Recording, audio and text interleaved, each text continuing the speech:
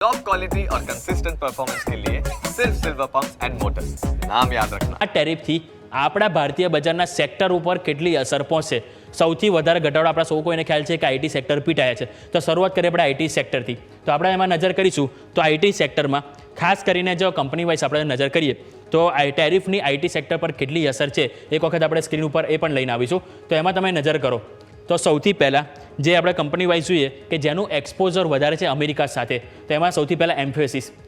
Total આવક છે એમાંથી 82% આવક યુએસમાંથી આવે છે. હવે એની અસર તમે જોશો તો જ્યારે 2 એપ્રિલે ટેરિફ આવ્યા જે બાદ સ્ટોક ઓલરેડી 10.5% તૂટી ગયો. બીજું તમે નજર કરશો તો પર્સિસ્ટન્ટ સિસ્ટમ 81% આવક એમને યુએસ ઉપર નિર્ભર છે કે જેમાં ઘટાડો ઓલરેડી 15.40% માત્ર 2 દિવસમાં આપણને જોવા મળ્યો છે. એટલે કે ક્યાંક ને ક્યાંક ભય વધારે છે. 3 ને 4 2 દિવસમાં તમને આટલો ઘટાડો જોવા મળે છે. નેક્સ્ટ તમે નજર કરો તો અહીંથી એલટીઆઈ માઇન્ડ્રી કે જેમાં તમારો હિસ્સો 75% આવક એમની યુએસ ઉપર નિર્ભર છે અને સ્ટોક તમે જો કરેક્ટ થયો ઓલમોસ્ટ 9% માત્ર 2 દિવસમાં. HCL ટેકનોલોજી તમે નજર કરો તો 65% હિસ્સો એમનો જે છે એ યુએસમાંથી આવે છે અને એની અસર તમે જુઓ તો સ્ટોકમાં ઓલરેડી 7% માત્ર 2 દિવસમાં ક્રેક થયો છે.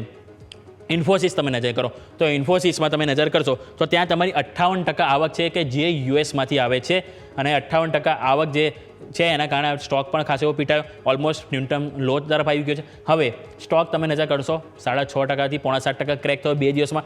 TCS વર્ષના તળિયે નવા 52 વીક લો બનાવી રહ્યો છે કારણ કે એની અડધી આવક એમ કહી શકાય કે યુએસ તરફથી આવે છે અને એની અસર તમને ઓલમોસ્ટ 7% અહીંથી નેગેટિવ જોવા મળી છે. રિટર્ન તમને 2 દિવસમાં, એટલે કે ક્યાંક ને ક્યાંક પરિસ્થિતિ થોડી ગંભીર થતી જોવા મળી રહી છે.